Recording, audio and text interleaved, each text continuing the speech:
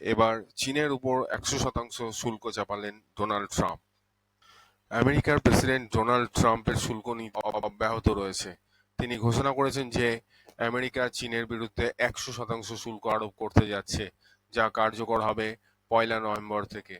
বর্তমানে চীনের উপর যে শুল্ক ধার্য রয়েছে তার উপর নতুন শুল্ক আরোপ করার ফলে আমেরিকার শুল্কের হার 140% পৌঁছাবে। এই সিদ্ধান্তের তারিখ আগেও এগিয়ে আসতে পারে। হোয়াইট হাউস জানিয়েছে, যদি চীন আমেরিকার বিরুদ্ধে কোনো আক্রমণাত্মক পদক্ষেপ গ্রহণ করে তাহলে অক্টোবর থেকে নতুন শুল্ক কার্যকর হতে পারে। এই শুল্কের কারণে আমেরিকা ও চীনের মধ্যে বাণিজ্য সম্পর্কে পরিবর্তন ঘটতে পারে, যা বিশ্ব বাজারের উপর প্রভাব ফেলতে পারে। ট্রাম্প কেন হঠাৎ এমন সিদ্ধান্ত নিলেন? সর্বভারতীয় সংবাদ মাধ্যমের তথ্য অনুযায়ী চীন বিরল খনিজ দ্রব্যের রপ্তানির উপর নিয়ন্ত্রণ বাড়াতে চায় এবং এ কারণেই মার্কিন প্রেসিডেন্টের এই পদক্ষেপ গ্রহণ করেছেন। ট্রাম্প তার সোশ্যাল মিডিয়ার প্ল্যাটফর্ম ট্রুথ সোশ্যালে উল্লেখ করেছেন যে চীনের এই সিদ্ধান্ত বিশ্বব্যাপী প্রভাব ফেলতে পারে। তিনি আরও বলেছেন, আন্তর্জাতিক বাণিজ্যে চীনের আধিপত্য কমাতে আমেরিকার দীর্ঘমেয়াদী পরিকল্পনার অংশ হিসাবে এই নতুন পদক্ষেপ গ্রহণ করা হয়েছে।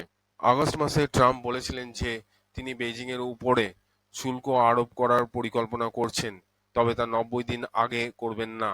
তিনি জানিয়েছিলেন যে নতুন শুল্ক কার্যকর সিদ্ধান্ত 10ই নভেম্বর রাতে 12:01 পর্যন্ত স্থগিত থাকবে। এই সময়ের মধ্যে যেসব শুল্ক আদায় করা হচ্ছে সেগুলি চালু থাকবে। কিন্তু সময়সীমা শেষ হওয়ার অনেক আগেই ট্রাম্প তার সিদ্ধান্ত পরিবর্তন করেন। হঠাৎ করে তিনি চীনের উপর 100% অতিরিক্ত শুল্ক আরোপ করে বসেন।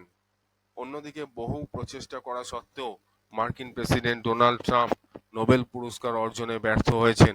শুক্রবার নোবেল কমিটি ঘোষণা করেন যে 2025 সালে নোবেল শান্তি পুরস্কারের জন্য ভেনেজুয়েলার মারিয়া করিনা মাচাদোর নাম নির্বাচিত হয়েছে। এই ঘোষণার পর হোয়াইট হাউসে উষ্মা তৈরি হয় এবং তারা নোবেল কমিটির সিদ্ধান্তের বিরুদ্ধে ক্ষোভ প্রকাশ করেন। হোয়াইট হাউসের পক্ষ থেকে বলা হয়েছে যে নোবেল কমিটি প্রকৃতপক্ষে শান্তির চেয়ে রাজনৈতিক প্রভাবকে অধিক গুরুত্ব দিয়ে দেখেছে।